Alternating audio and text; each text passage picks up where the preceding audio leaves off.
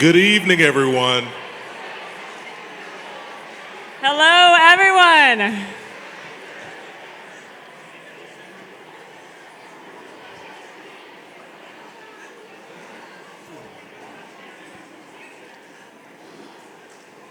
Well, good evening, everyone, and welcome to Citizens League 2022 Civic Celebration. Woo! My voice is already. Here we are. We are here, first of all, in the same room together. I'm thinking about last year. Finally, it's a long time coming. My name is Cedric Baker, the chair of the board of directors, and I'm here with Kate Cimino, the Citizens League executive director. How are you, Kate? I'm so good. My face hurts from smiling. It's so good to see all of you here in real life together. Oh, we just do not take this for granted anymore. Last year on our virtual event, we had to make little jokes about how awkward it is to hold a wine glass and a plate and walk around and talk to people. And now we get to practice it in real life again. And you all did great. You did great. Not too awkward. But it's worth it, right, Cedric? It is worth it. And we know it has been difficult these last few years, and a lot of us have experienced some type of loss. And so we are extremely grateful and appreciative that you came out tonight. We so thank you with gratitude. Whether you're a longtime friend of the league and a member, or if you are new here tonight, we say welcome. We appreciate you coming. We're also glad for those that are beginning to connect with each other. We appreciate you hopefully getting to know someone new tonight, because that's what the league is all about.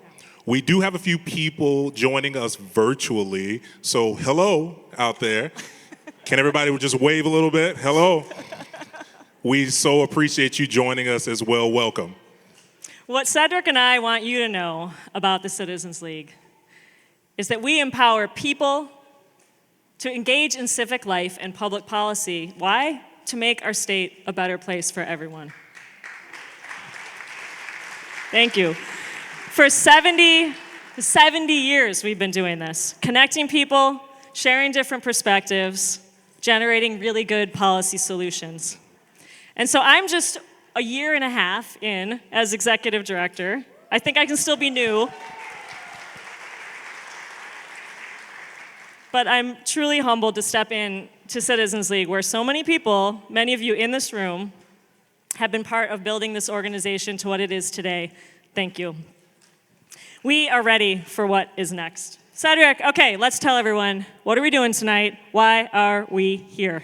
Well, first, Kate, we are here to celebrate and honor two incredible leaders in our community. Incredible leaders. And I know that's what draws many of us here tonight.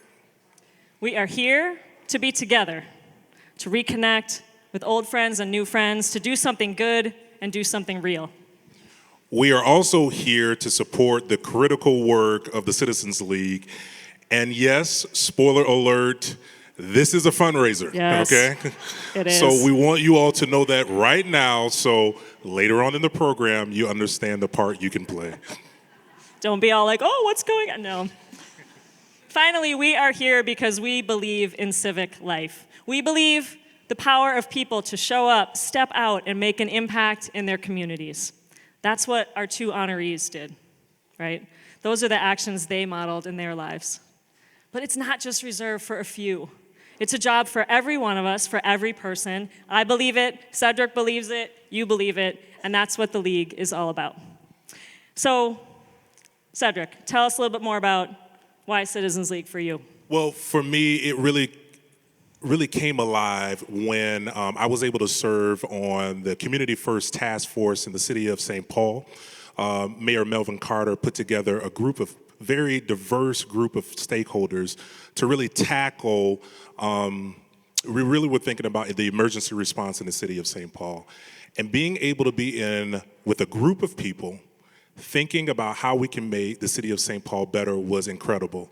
First of all, I don't think that we all, the stakeholders that I saw, would have been in the same room together yet for the mayor calling us together. And I think that we were able to provide great recommendations to the mayor.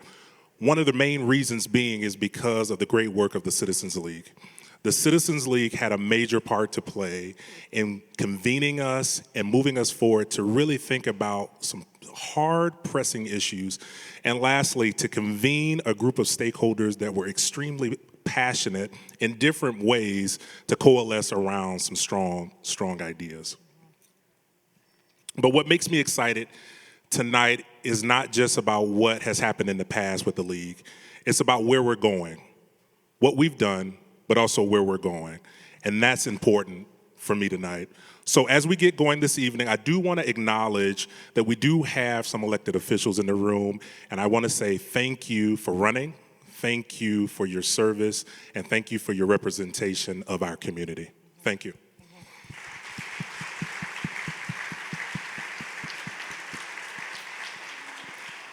I also want to say thank you to all of my fellow board members who dedicate themselves to helping the Citizens League thrive. So if you're a current board member, can you please raise your hand so everyone can see who you are? Thank you. Thank you so much. Thank you. I appreciate all the work that you do. And thank you, Cedric, for your leadership of our board. I'm grateful to have you on our team. You know who else is on our team? It is our event sponsors. We're going to show you. Look at all those pretty colors. You guys are the best. Thank you. We have amazing sponsors. Your support, it not only made this event tonight possible, but it provides critical revenue for the Citizens League year-round. We are truly grateful. Thank you. In particular, we want to thank our civic sponsor for tonight's event, Dominium. Thank you, Dominium, our civic sponsor. And our champion sponsor this evening is Comcast. Cedric and I would like to welcome to the stage Ron Orlando, Vice President, External Affairs at Comcast, to share a few words of welcome. Thank you, Ron. Here, do you want to use this one? Thank you. Appreciate it. Good evening and welcome. My name is Ron Orlando, Vice President of External Affairs for Comcast in the Twin Cities region.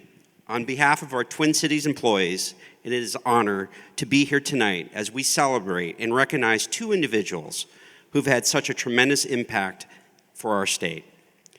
Joan Grow and the late Koliai Lean Her epitomized the very essence of what it means to work tirelessly while being passionate advocates for women in public policy and the Hmong community. We look forward to hearing more about their stories in this evening and express their gratitude for their work.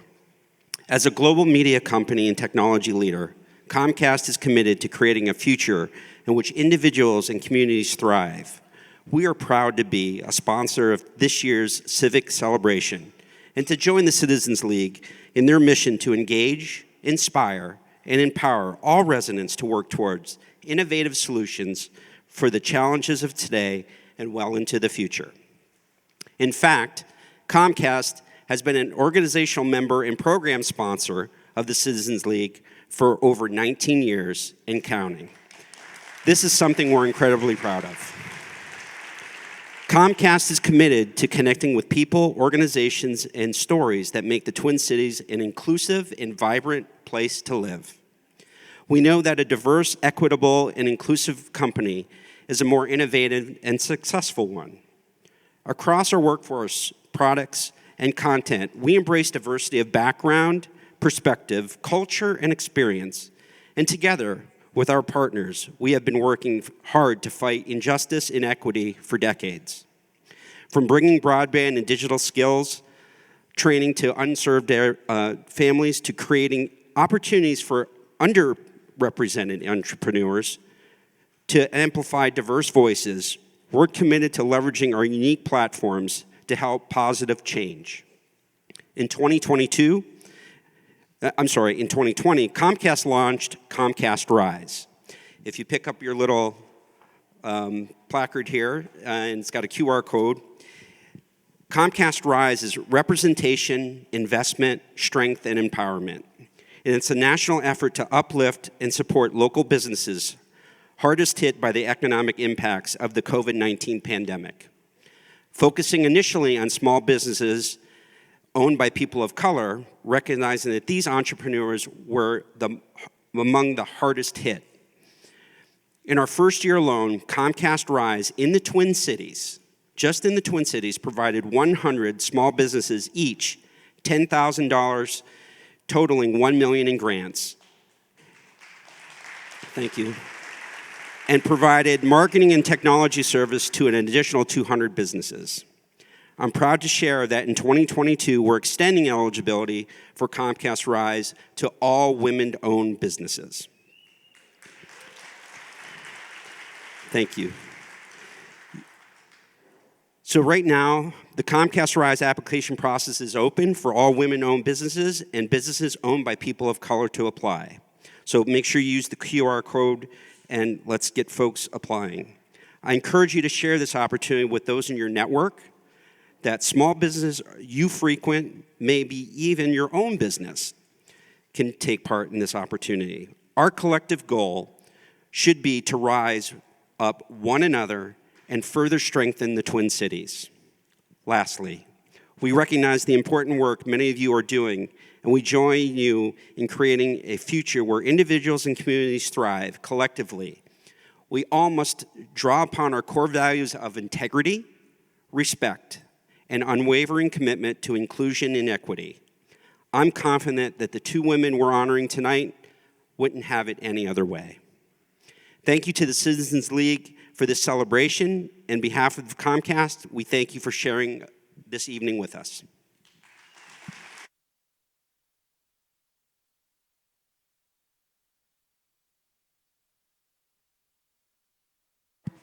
Thank you, Ron and Comcast. So the heart of the civic celebration is honoring leaders who made an incredible impact here in Minnesota and have built our civic culture to what it is today. Our tradition at this event is to create tribute videos of the honorees so you can hear directly from some of the people who know them the best to share what makes these leaders so inspiring. First, we'll remember the late Cowley Eileen Herr, who left us too soon last spring, but whose legacy remains. I'd like to invite to the stage Tao Mei Zhang and Terry Tao, both incredible leaders themselves who I personally have worked with and truly embodies the spirit of the League and the mission of the League, to speak about their friend Eileen and introduce our video.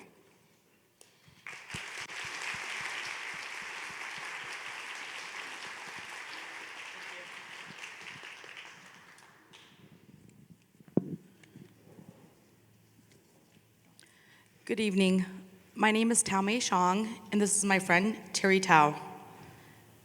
Together, we are honored to be able to share some experiences we've had with Eileen Cowley Herr, our friend, our mentor, and our colleague.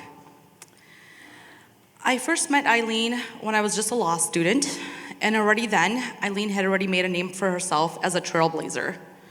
She was one of the first Hmong American students to graduate from law school. And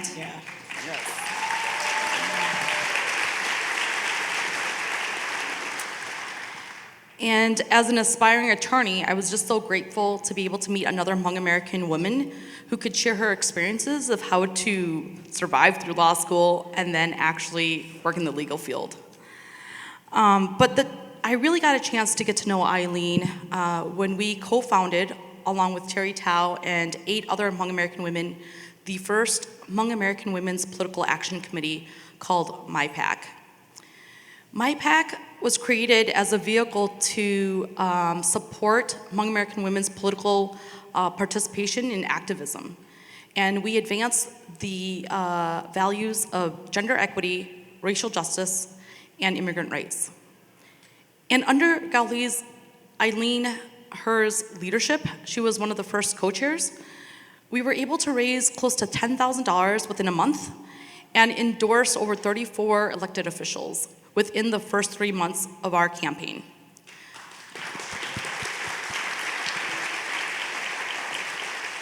This is just one of the many examples in which Eileen used both her political and social power to be able to leverage the leadership of Hmong American women and elevate our collective power in the broader community. And I'm gonna hand it over to Terry to share more personal experiences. Yeah. So it means a lot to me that we were both asked to co-introduce tonight's video that really celebrates the life and legacy of my friend and former supervisor, Ngoli, Eileen Her. I met Eileen also over 20 years ago when I was actually an intern at the Council on Asian Pacific Minnesotans. You know, at that time, there weren't a lot of other Hmong women leaders, so I really looked up to her, especially for some of us who were just finding our way into community service and how we could serve the community. But I realized she was not just a beacon for Hmong American women, but for all people who were like her, those considered other, poor, refugee, forgotten. You know, Eileen could have easily hesitated in her role as a leader, but instead, she really stepped up to set an example for her peers and for the generations of leaders after her. I actually see a lot of people in this room who are a legacy to her leadership, which is amazing. And what's really amazing is it wasn't just about young leaders. Her leadership was supporting many along the generational spectrum. She actually started a program at the council for young people that my own sisters participated in. She also cared a lot about Hmong women, not only just our political action committee, but she helped start the Hmong Women's Leadership Institute. And towards what she left the council for in her later years was working with our elders, right? And keeping them mentally and physically in shape with her work at the Hmong Elder Center. You know, in addition to her leadership, I'm really honored and grateful to have been her friend and fellow co-conspirator with her throughout the years. You see, well, most people, you know, with their friends, you play cards, you hang out, you cook, you go bowling. We sat at committees and planned events. We would do things like figure out the volunteers we needed for the Dragon Festival, you know, and so that was our idea of fun, right? And of course, you know, plotting and planning a Hmong Women's Political Action Committee. You know, Eileen would have really loved being with us here tonight. And what's really, I saw a preview of the video, and what won't really come through is her amazing sense of humor and her smile that she would bring to every meeting. I really want us to think about how we continue this legacy of her work in public spaces, on public issues, addressing big, tough challenges with love, and the belief that we are all one big family. Ocho. Yeah. And speaking of family, I do want to say that Eileen's sister Sharon and her mother Biang Her is here tonight too, and so it's really amazing. Yeah. We're very Hmong, so we're like, Mama is here, so we have to honor Mama in the house. But yeah, at this point, we'd love to cue up the video.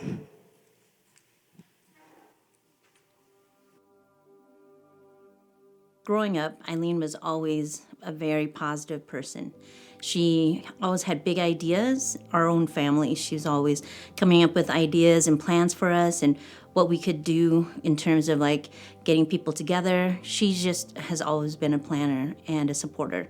In our adult lives, she basically came up with a lot of ideas for mentoring programs, for different things to do with the council, and she always knew how to draw people to her. Well, we first met at a function at the Board of Regents. Eileen was elected in the latter part of the session in 2018, passionate in her community and giving service to her community. You know, she was one of the first Hmong attorneys. There were not that many attorneys actually in the Asian Pacific communities at that time. And she just come across a very, very genuine, you know, very articulate, you know, very passionate about the community. I met Eileen over 20 years ago in 2000, August of 2000, as volunteers for an organization called New Chia, Hmong Women Achieving Together. Really, it was social change work.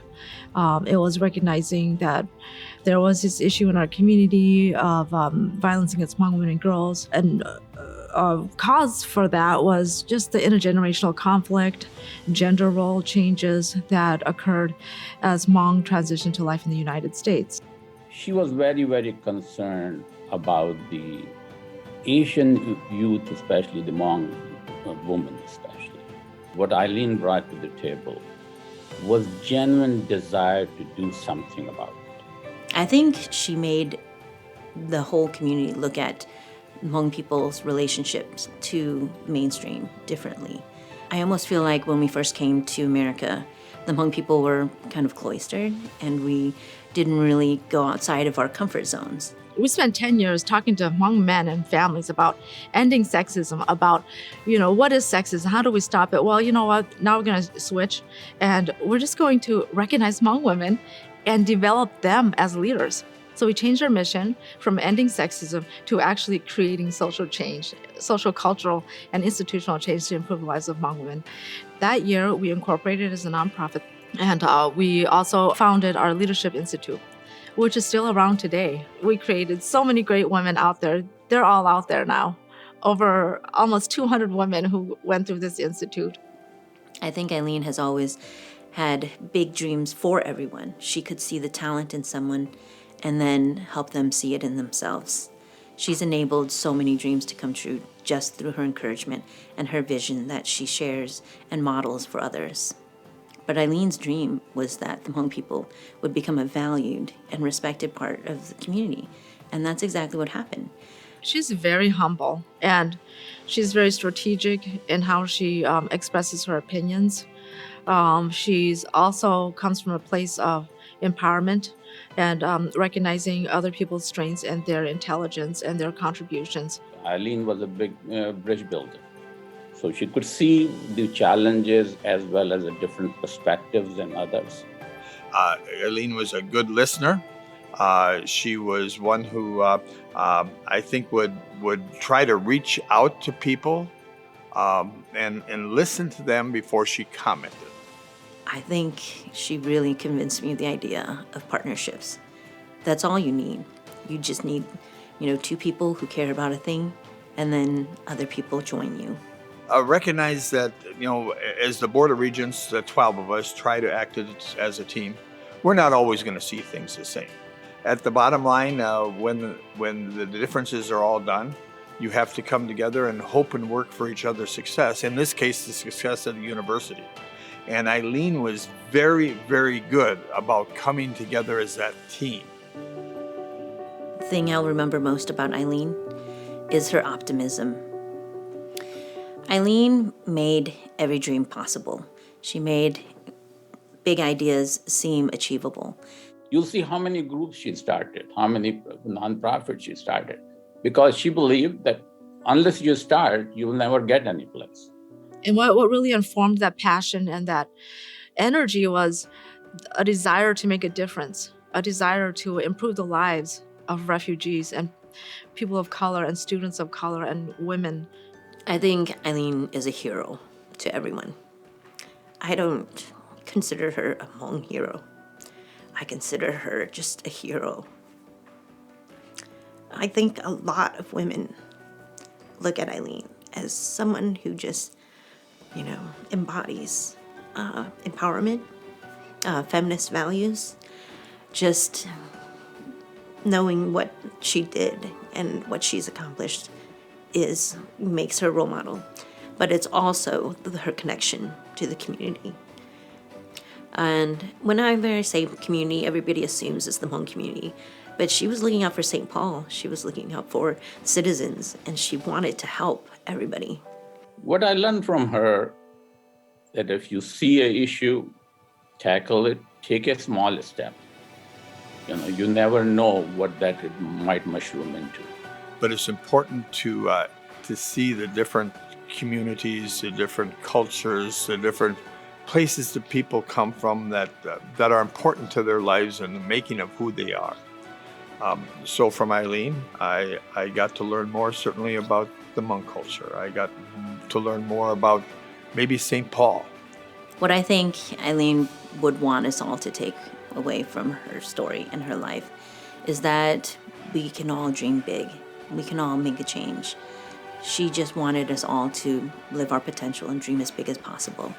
Find the connection, build on those connections, help others, do things sincerely. That's exactly what she would do.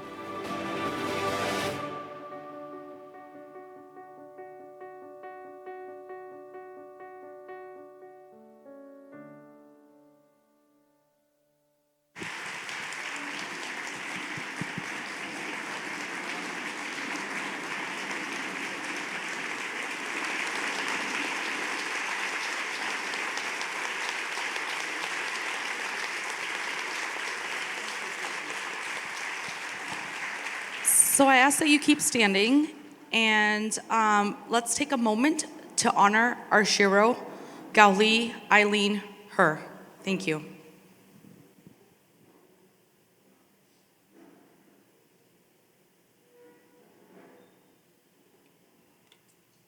Thank you. We would now like to welcome to the stage Catherine Pearson, who will speak about our next honoree, Joan Grow.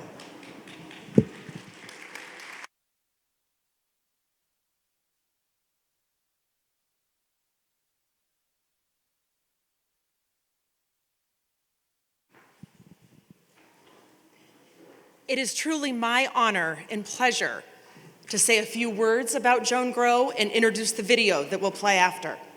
As a political scientist, I research and teach women in politics and electoral campaigns, and I have long admired Joan's many contributions in both of these domains.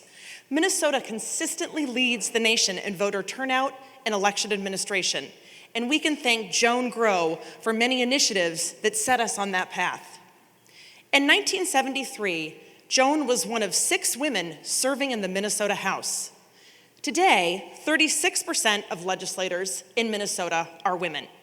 They can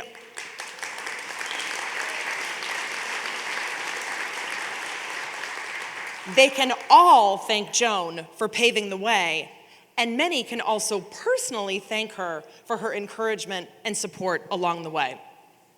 On a personal note, it has been my pleasure to get to know Joan and work with her for over a decade to help support and elect women in the state of Minnesota.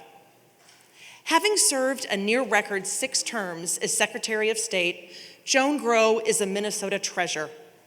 Joan was first elected to the Minnesota legislature when women were just beginning to enter politics and faced barriers that are hard to imagine today, even as women still do face barriers.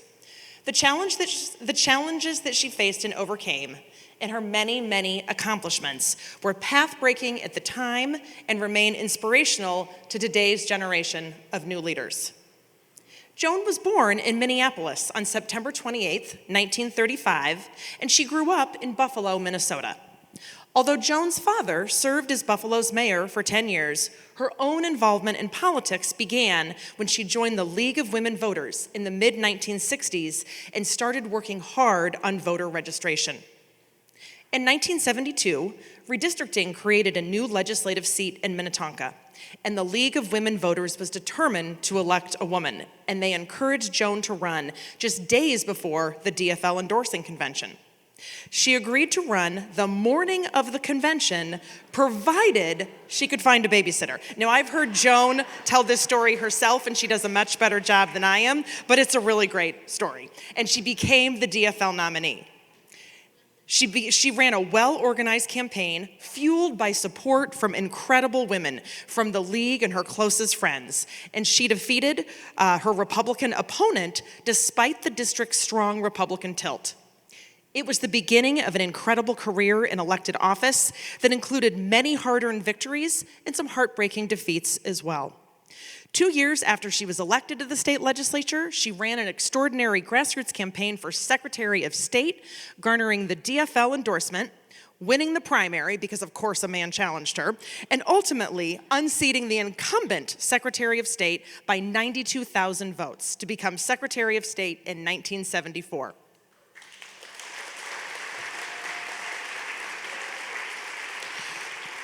Joan served an incredible 6 terms, modernizing the office and expanding its importance.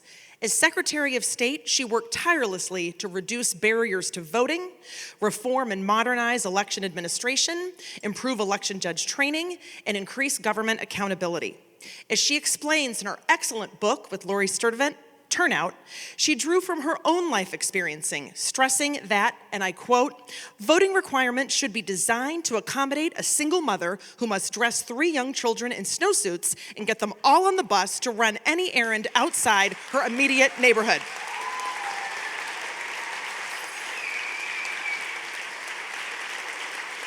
She worked to spread democracy and foster democratic values around the world. And although, of course, elected as a DFLer, Joan worked in a bipartisan manner with her colleagues to expand voting access for all. She was widely respected for her expertise, her fairness, her collegiality, and her hard work.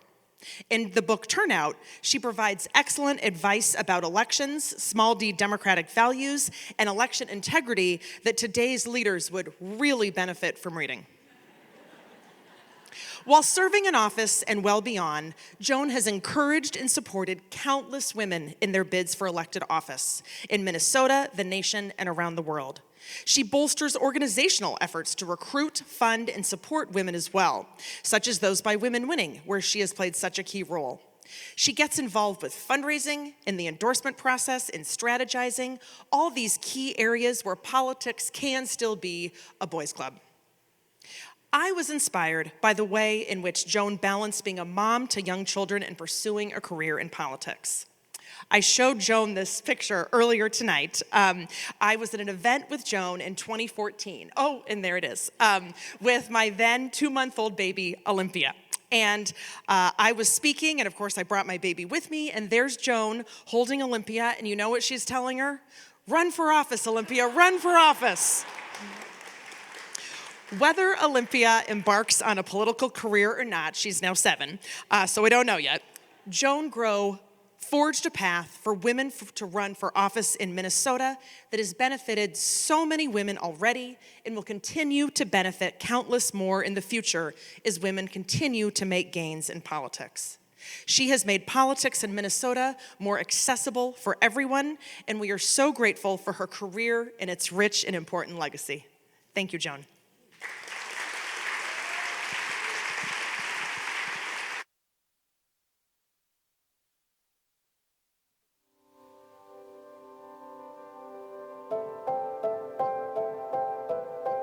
I've always felt that government had a role to play. And part of that came from the fact that my dad was the mayor of a small town. I watched what he did and I saw that it made, somewhat of a difference, although I had never, ever seen or heard of a woman who held public office. I first met Joan Grow when I was in high school. I had a budding interest both in politics and in international elections, and launched a career in politics helping women run for office, all because of that experience. When I think about Joan Grow, I think about this woman who, in the face of all kinds of obstacles and criticism and detraction, she was courageous in pursuing her goals. And her goals were very much not just for herself, but for Minnesota. She had some really good qualities that, to be quite honest, you don't often find in people at the state capitol. Joan was a good listener. And she also had a quality that I really greatly admired, is that she knew what she didn't know. And as a consequence, she took advice well. I think it's really important to include all points of view.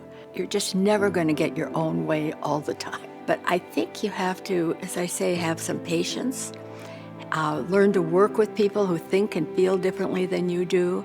It's really extraordinary to think of any woman seeing themselves in a position that hasn't been held by a woman before. She not only shared the torch, I think she lit it.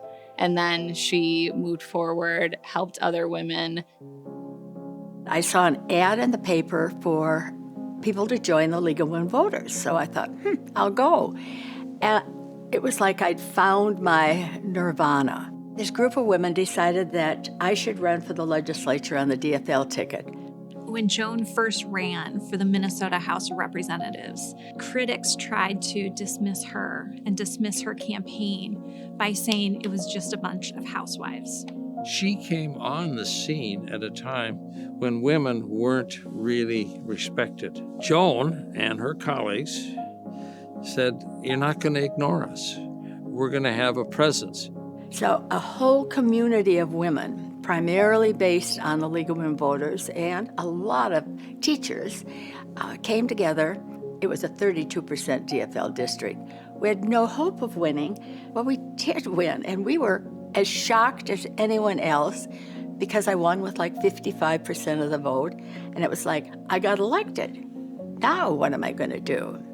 Joan arrived not as a lone warrior, lone feminist warrior, but as a member of a group that was moving forward all at the same time, trying to enlarge not only their own lives, but the lives of women in the whole state. I look on that now and think what a trailblazer she was, that she could organize women to create a political force.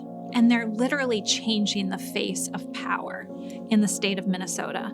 And that's a concept and a power that Joan first harnessed. When I joined the League of Women Voters, I was given the portfolio of helping with the elections. That's what the main job was going to be in the Secretary of State's office. And so that's what I campaigned on. And when I took office, I set out some principles that elections were for everyone. And it was my job as an election official to make it as easy as possible for people to participate in the election process. And through the years, we made a lot of changes. It's no accident that the state of Minnesota has the highest voter turnout in the entire country. She built a reputation of being such a good Secretary of State and being so committed to doing it right. She became a national leader and an international leader on voting. She wasn't doing it to get reelected. She was doing it to improve voting in the state, to ensure that systems were fair to people no matter what their party was, no matter where they lived. I went off to, I think it was a Secretary of State conference, and someone had said that they were doing some stickers that said that they voted and that people got those stickers. And I came home, I thought, that's a wonderful idea. This is the craziest thing I've ever heard in my life. And so Joe Mansky came in and I said, stickers, Joe, we're going to do a sticker that says, I voted. Who in the world wants to wear one of these stickers? Minnesotans like to brag to their friends and neighbors and relatives about their voting participation. It's something they felt good about. And we hand them out at the state primary, and I want to say this is 1992. And I walked downtown, and sure enough, wouldn't you know, everybody down there is walking around with this red sticker. And so I go back to the office. I walk right in to see Joan. I said, Joan, you were right, and I was wrong. I don't think you can go blaring off on your own. It takes more people than that to make change. It takes a group, it takes a family, it takes a neighborhood, it takes a community, it takes a state. If you're doing something that is really cutting edge, you need to take time to talk to people, to explain it to people, and hope other people will join you in that. Joan never had the sense that she was all by herself as the lone pioneer. She had the sense that she was riding a wave and that the wave of other women were right with her. Joan didn't just shatter a glass ceiling. She organized women so that she could climb on their shoulders, break the glass ceiling, and then she reached back through shattered glass and yanked women up with her. My female staff members used to really look up to her. Having Joan in a position like that, in this highly visible position, was really important to them. To see someone like you who could achieve a lot, it's no small matter. A number of young women learned from Joan Grow. You can seek your goals in life, and nothing's impossible. The stories are amazing about how a homemaker in some small community thinks there should be a stop sign up at the corner for her children, and you become Senator Patty Murray from the state of Washington. People can make a difference. You have to keep in mind that the government is us. The least you can do is to vote. But from there, there's other things you can do. You can get involved in electing the right candidates. You can get involved in organizations like the Citizens League, the League of Women Voters, nonpartisan groups, or get active in your political party. That can change your own life, I think, and it can change others' lives. And it also makes a wonderful example for our young people.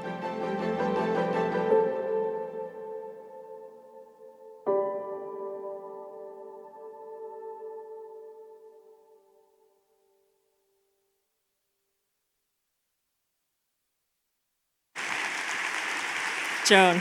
Joan Grow is here tonight. Joan. To Joan Grow.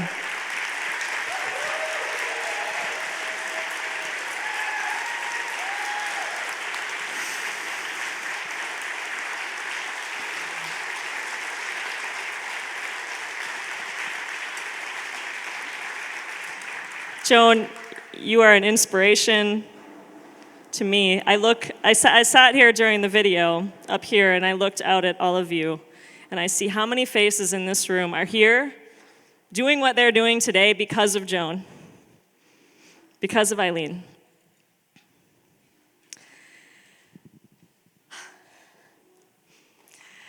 Yeah, well, can we just do it one more? Thank you. So watching these videos, I want to tell you what really stood out to me about both of these women, Eileen and Joan. They were both wonderful leaders who broke barriers, and they activated a whole community around them. They mobilized circles of friends and supporters and allies who looked out for each other and took steps to ensure each other's success. Eileen was part of a group of Hmong women. She was known as the one who tapped each person's individual talents and helped them shine. Joan led with this network of women who came together to campaign at a time when that was just not done. It was a groundbreaking idea. So we see tonight the way to get things done is not alone. It is with a community. And what also stood out to me from these videos, from these leaders, is that the work is not done. Joan and Eileen were both part of communities that had been excluded, had been left out from decision-making spaces, and they worked to get in, change the game, create pathways, reach through broken glass to create pathways for others to follow. They did. They made incredible and lasting change. But this work that they led, it is not done. And so why do I say that? Well, if I were to ask you in a national survey, what percentage of people do you think believe that the US political system needs some changes, could be better? What percentage do you think that might be? Well, in fact, the Pew Research Center asked that very question, and 85% said that the US political system needs to not just be better, but needs to be completely reformed or needs major change. Again, 85% completely reformed or major change. We are in a tough moment here, right? We all see it. Fear and frustration are rampant. People are struggling to have a voice. And we're being told the narrative is that if we disagree with someone, we can dismiss and destroy them. It's win, lose, game over. And it's not working. It's not working. So what do we do? What do we do? Well, one thing's for sure, and it's that no one's going to come in here and tell us what to do. The answer is not somewhere out there. The answer is right here. It's with you, it's with all of us and the communities that we come from. And it's in the stories of our honorees. Did you hear it? Eileen showed us, take that one step forward. Just get one other person. Just take the step. You don't know where it'll go. Just get started. And Joan said, government is us. Government is us. It's not the political system. It's the way we interact with each other. It's what we do every day. It's getting involved and doing what needs to be done. And then you can make the whole system better. Well, I'm pleased to tell you, you may know, it's not a secret, this is actually what the Citizens League is all about and always has been. Local, meaningful ways for people to get connected to issues that matter with others who also care. And this is important in a unique space where different perspectives and views together can build stronger solutions. For decades, the League has been modeling this approach. We've been here for 70 years. Think about how much has changed in 70 years. How much the world has changed. And we have adapted. We have grown. We stand ready to take on this next challenge. In a way, we were built for this moment, this really tough moment, this really exciting moment. And we know at the League that bipartisan or nonpartisan, it doesn't just mean some blurry nothingness, right? It means you stand by your values and you work with others, even those with whom you may disagree, if that is what is actually needed to make our communities stronger. And that is uncomfortable work. And I know it's not right for every issue at every moment, but when it's needed, and it is sometimes needed, we need a space and a place for that work to happen, and that is what the League stands for. So we're committed to more people participating, and it's gonna have to be in new, innovative ways, right? That is what's gonna push back on that 85%. We're gonna have to try some new things, experiment a little bit. That's how we're gonna get the change that we need. All around the country, we're seeing this national groundswell of this realization, movement in this direction, and the League is part of this wave. There's an act in Congress for civic bridge building, and it's co-authored by 9 Republicans and 9 Democrats, and the idea is to focus on civic bridge building at the local level, because they know that efforts of groups like the League around the country are absolutely critical in this moment, this tough moment. The League knows how to do this. We have done it, and we will do it with your help. Just like Eileen and Joan, we'll do this together. We do this as a community, and you're part of it. Thank you.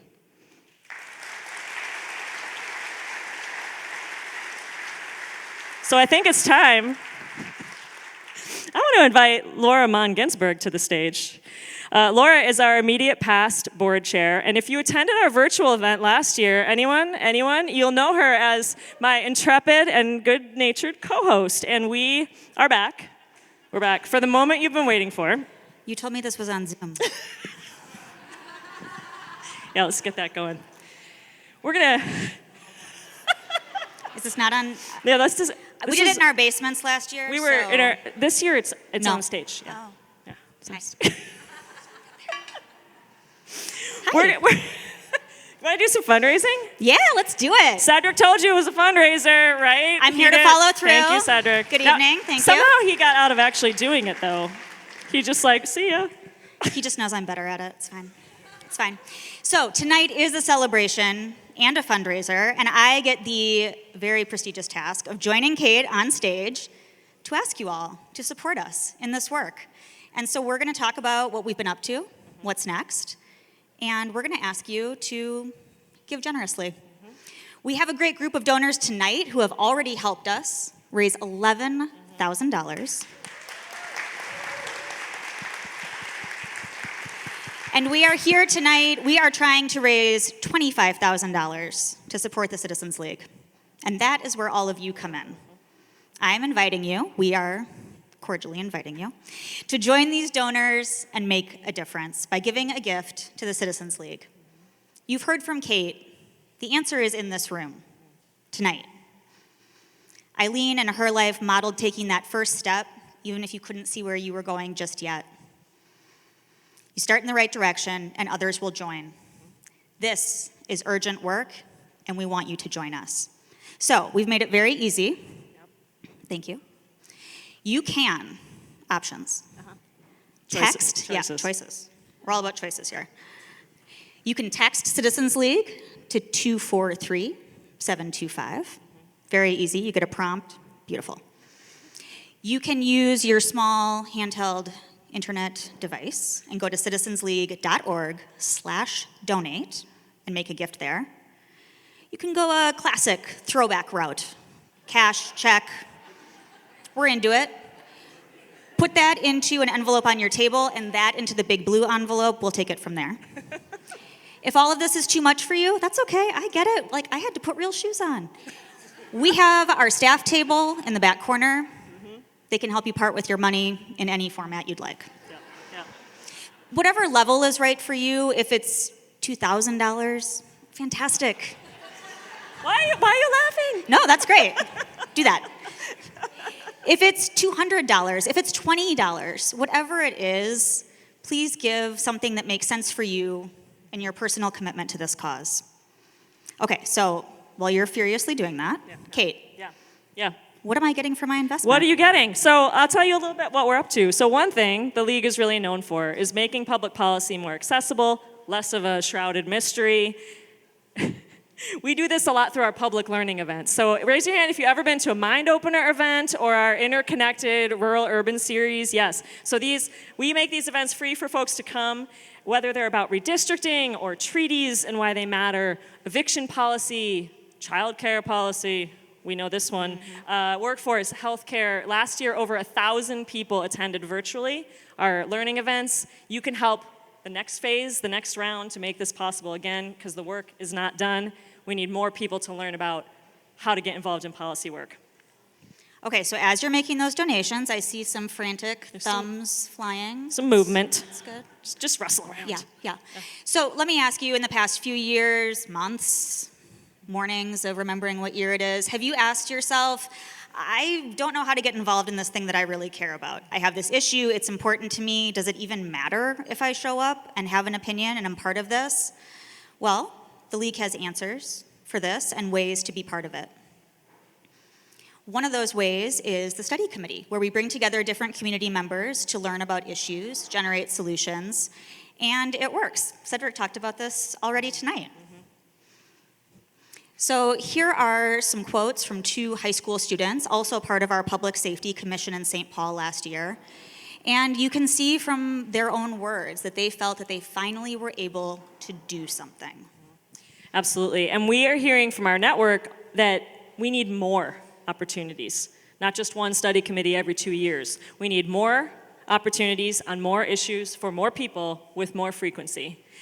And so one of the League's key priorities this year is to pilot and explore a new model, a faster cadence study committee type experience, but where more people can get involved a little more organically, connect with people on issues, get some different perspectives together. This is what people are asking us for, and this is what's going to push back on that 85%. This is the experimentation, the trying new things that we need your help to do. So people don't just have to think about an issue or complain about it to a friend. They can actually get involved, learn more, and learn what to do next. And that's what we're asking you to support. So we are, again, trying to make a $25,000 goal here tonight. And as a reminder, you can give more than once. So as you continue to find yourself inspired, you can go back and do it again. Just putting that out there. For example, they could give now. Yes. And then they could hang out afterward and socialize and When then the give bar's still again open? on the way out. Okay, just checking. Multiple times in the same time that I'm talking, Okay. like whatever Okay, good. whatever moves you. Okay, good. Whatever's meaningful to you, we need you, Good. and we appreciate you. Good. Kate, Capital yeah. Pathways, one of our signature projects, Yeah, yes? Yep. Capital Pathways had to go virtual for a while, but we are back in person. Many of you know and love Capital Pathways. This is an opportunity for college students of color and Indigenous students to have paid internships at the state capitol. This program is in its 7th year. We know for sure it's the only program of its kind in the state. We're going to go ahead and say it's probably the only program of its kind in the country. We'll go with that. Feel safe. Special shout to folks in the room who created this program 7 years ago. To think of the hundreds of students who have gone through this program is incredible. It is the concrete way that the Citizens League and our community partners are making sure that our state capitol, our state legislature, is more representative of the people of our state. So this is our current cohort. We've gotten to hang out with them in person, which has been so wonderful. And one of our students from last year, Nitya's here. Where are you? Where are you? I know you're here. I can't see her because the lights. She shared this from last year, that politically she had always been pretty black and white, kind of right or wrong viewpoint, but from a policy-making perspective, she learned to live in the ambiguity. She said you can make good decisions and be part of something good initiatives without just having a label. She said, you can accomplish more. It's not as black and white as she thought it was. So thank you, Nithya, for sharing your voice with us tonight and for being one of our great Capital Pathways students. I want to ask, I know we have a lot of alumni of Capital Pathways in the room, and we have current students, and we have internship host organizations, and I would like to invite all of you to all stand so we can give you a round of applause and acknowledgement. All students, alumni, and hosts. Yay! Awesome.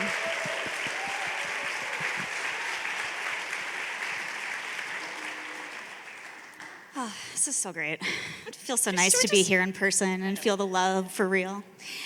Kate, what possibly else do you have up the sleeve of Citizens League? Okay, one more thing, which is, we know democracy depends on people choosing to run for office and being able to do so and being able to serve in elected office, serving their communities at all levels. But man, it is hard work. And it's gotten harder, and there's been a lot of turbulence lately. So, Citizens League is going to be exploring who's running, who's not, and why. Do we have a healthy environment for people to run for office? We need to, right? And if we don't, what could make it more so? Because that's central to how we're going to build a better future going forward for our communities and our state. So we're going to be looking into it. Keep an eye out. We hope to have more to share later this year. And you can help us make that happen. Well, Kate, these are some fantastic examples. Thanks. Obviously, lots of great things happening, going to happen. And I'm just really proud to be part of the Citizens League. It has meant a lot to me, and I know to a lot of you in this room. If you believe, like I do, like we do, that this work is urgent, and that it is urgent that we do this work, I invite you, if you haven't yet, or if you want to do it again, second time, pick up your phone, text Citizens League, go to the website, find a friend to run a credit card over to Jacob at the table.